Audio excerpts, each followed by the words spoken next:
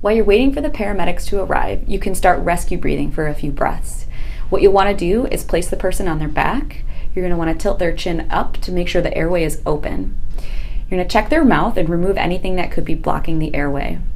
You want to plug their nose with one hand and give 2 even, regular-sized breaths.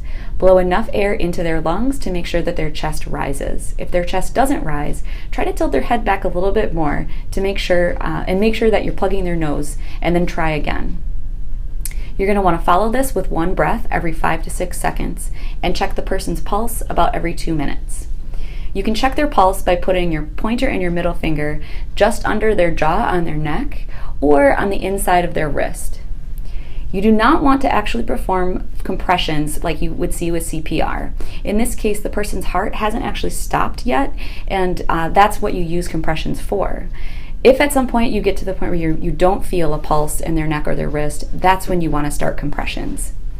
After a few breaths of rescue breathing, place the person on their side again, and then go and get your naloxone if you have it. We'll talk about how to give the naloxone in just a minute.